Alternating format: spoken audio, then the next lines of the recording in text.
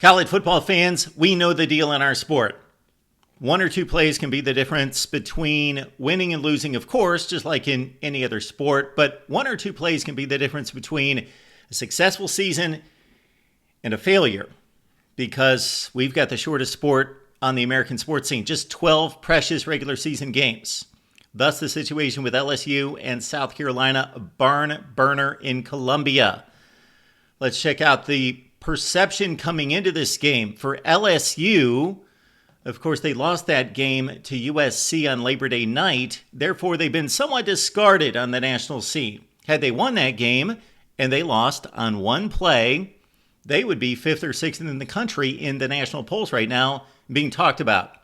For South Carolina, they've been the darlings early on, even though the Week 1 win over Old Dominion, not necessarily sterling at 23-19. Then they performed in Lexington the next week. So South Carolina, a possible breakthrough team, looking for 3-0 for the first time since 2012. LSU trying to avoid that second loss, which would pretty much put them on the resuscitation list for the college football playoff. Let's get to it from Columbia. This was a heck of a ball game from the opening drive. First play of the game, Joshua Simon jukes an LSU defender, Zy Alexander, in the open field, and that was something of things to come right there, because South Carolina took control and was the dominant team along the line of scrimmage on both sides of the ball, and their playmakers did just that on both sides of the ball in the first half of this game. South Carolina marched down the field. The offensive line was dominant. Rocket Sanders, the Arkansas transfer, looks phenomenal. And they told the story during the game, did Holly Rowe, of Rocket Sanders working with a 27-year NFL coach, strength and conditioning guy, who said he has worked harder than anybody he's seen to get back in playing shape. Rocket, 19 carries for $143.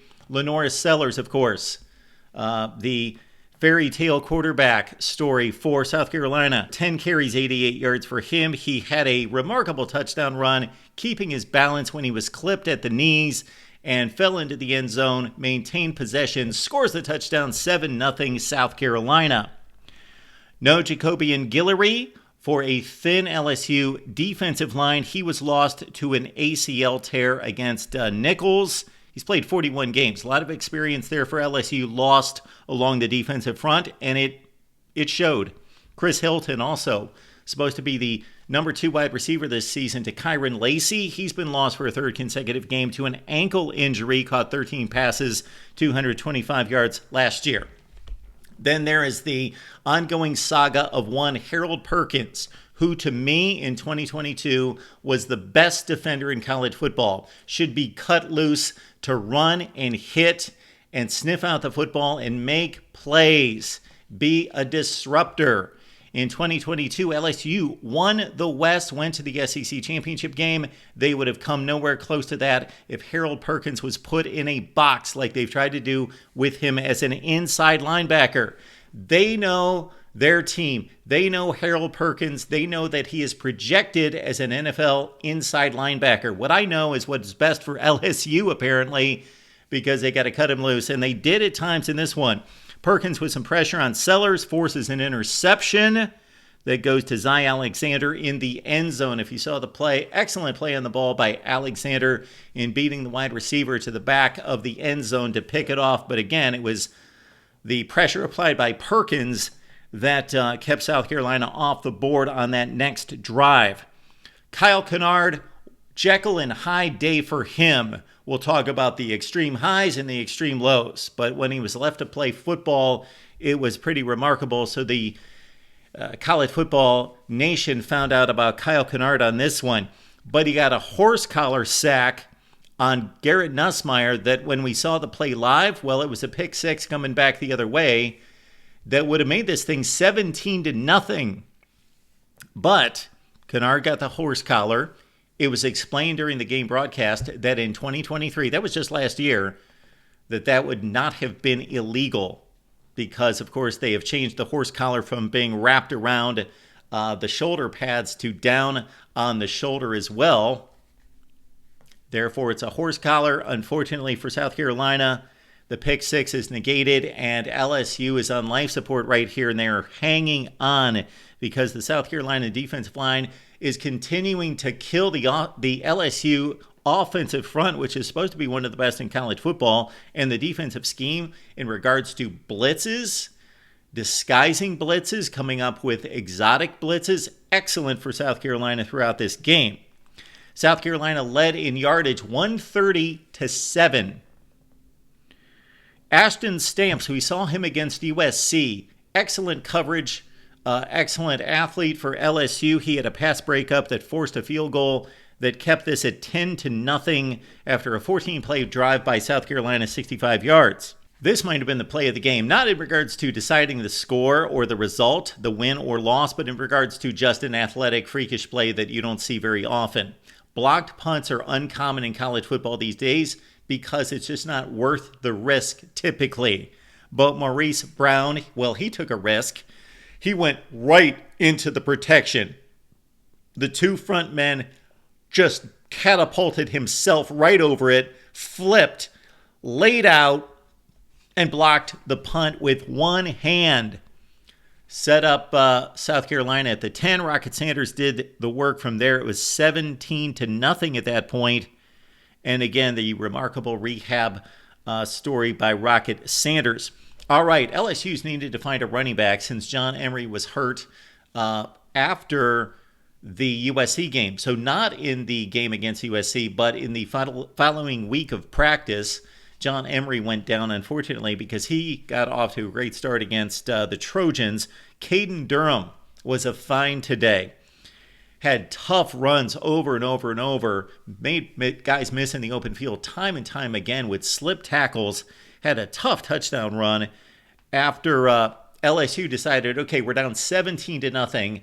And Brian Kelly made the executive decision to say, hey, we got to hurry this thing up and create some tempo, some momentum for us. And that's exactly what they did. They marched down the field. Durham gets the touchdown run.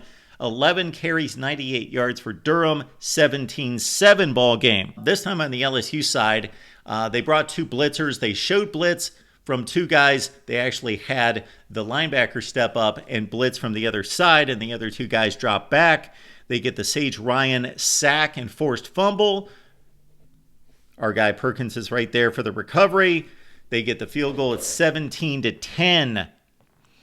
All right. At one point, South Carolina led in rushing 157-39. They were the best team on the field. This is much like the way this game played out, like Arkansas-Oklahoma State last week, in which Arkansas outgained Oklahoma State by 280 yards and completely trucked them in the first half, just were physically beating them up and then blew the football game. Sellers had a huge touchdown run. Nussmeier engineered the 3-minute drive at the end of the first half exquisitely for LSU to keep them close. Unfortunately, on the final series of the first half, Sellers gets sacked, knocked out of the game. Don't know the severity of the injury, however. Of course, it knocked him out of the rest of the game. And that South Carolina drive stalled at the end of the first half at the LSU 39, 24-16 Carolina at the break. LSU drives down the field. They get a 1st and goal to start the second half. They get a 4th and goal at the 1, so they were stuffed on the ground. And then it's our buddy Kyle Kennard once again. The highs and the lows. This is one of the highs because he blew up a play, forced Nussmeier to throw the ball, falling down. That was a failed attempt. So the South Carolina defense holds on a 1st and goal at the 2. Make that goal line stand to keep it at 24-16 at that point.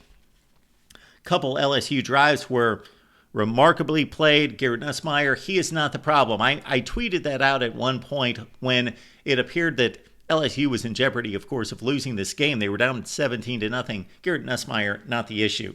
Excellent quarterback. Hits Mason Taylor. Well-designed play. Frees up Mason Taylor for the touchdown. LSU took the lead at 29-24 in this football game. Rocket Sanders got loose for 66 yards. So Robbie Ashford, we forgot to mention, when Sellers was knocked out. The old Auburn quarterback who loves to run it, not much of a thrower, battled for the quarterback position on the Plains a number of times the last few seasons, but Ashford, after Peyton Thorne won the job last season, decided that's enough for me, so he moved on to South Carolina, and again, more runner than passer, was able to hand it off to Rocket Sanders for 66 and a 30-29 South Carolina lead. So South Carolina gets the momentum back on the Rocket Sanders touchdown run. Then on the very next drive for LSU, Garrett Nussmeier fumbled on a sack, and South Carolina could not punch it in.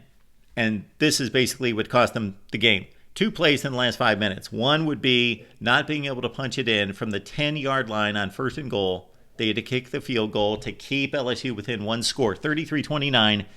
The other play we're talking about, 5:58 left in the game. Garrett Nussmeier picked off by Nick Enemwari, who brought it all the way back for a pick 6 from 20 yards out. And that just would have about sealed the deal at 40-29.